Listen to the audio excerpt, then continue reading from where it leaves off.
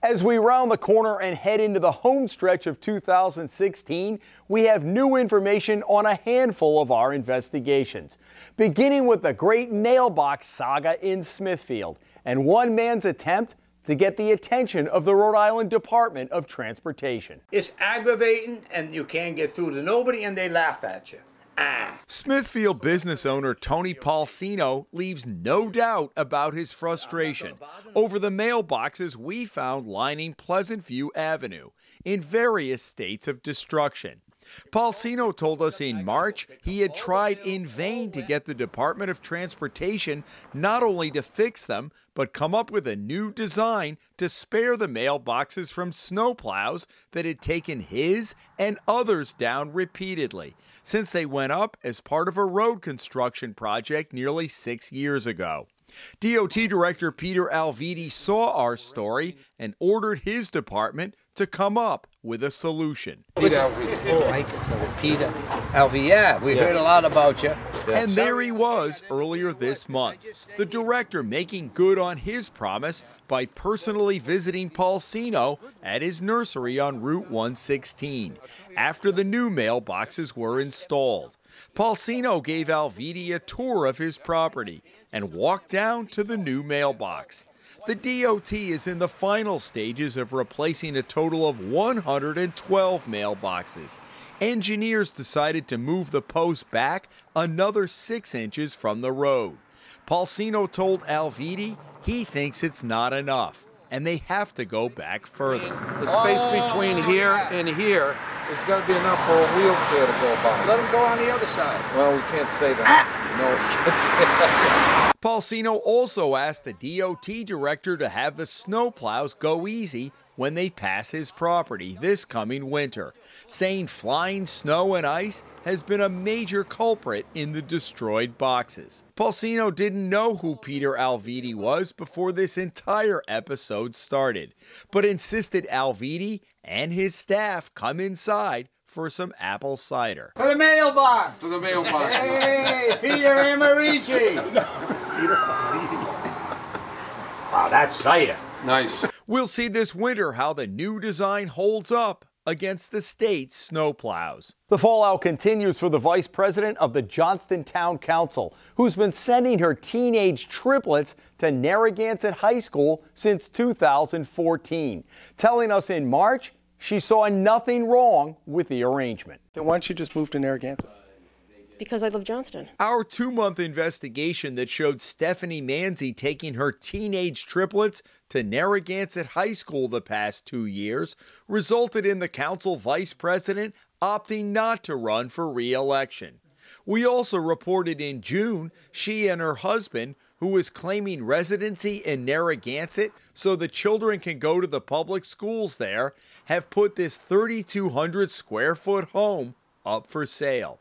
We have now learned that Manzi has been removed as the dean of the Criminal Justice Studies Department at Roger Williams University, a position she held for a decade.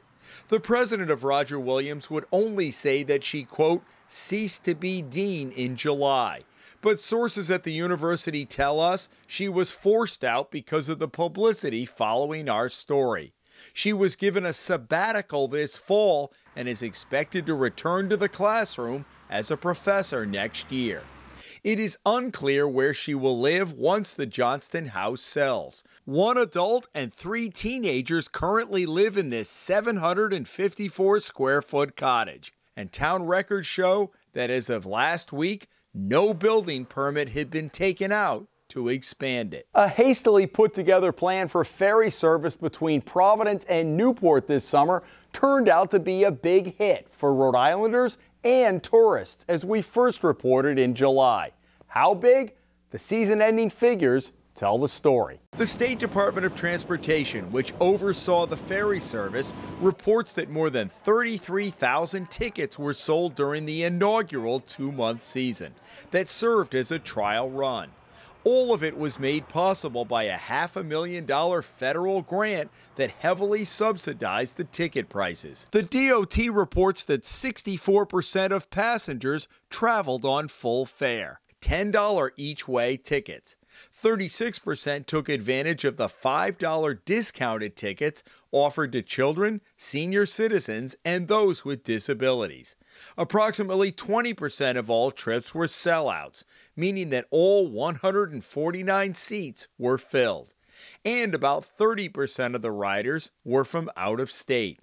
DOT Director Peter Alviti told us he was going to look at the numbers over the winter, but hopes to run the service again next season. The DOT says options in 2017 would include a longer operating season, scheduling adjustments to meet high peak periods, and possible other stops along Narragansett Bay.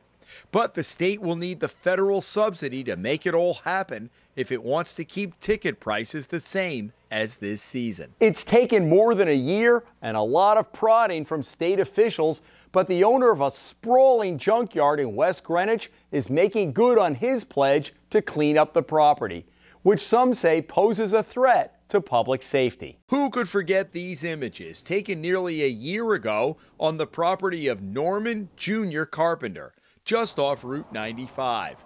Carpenter for years ignored orders from state and local officials to clean up the junk, which has been a treasure for some looking for hard-to-find automotive parts. Adjacent property owner John Assalone filed a lawsuit several years ago, and the State Department of Business Regulation began to put some bite behind its bark after our story ran last fall. Last week we took a ride, and the property has undergone a transformation. Much of the cluttered road, previously narrowed by junk spilling into it, has been cleared.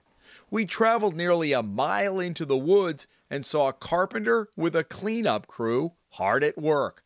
Reports are they have been chipping away daily at the problem, satisfying both the state and Assalone with the progress. And remember, the vast majority of stories we do come from you. So if you have something you'd like us to check out, contact me directly at jim@hummelreport.org.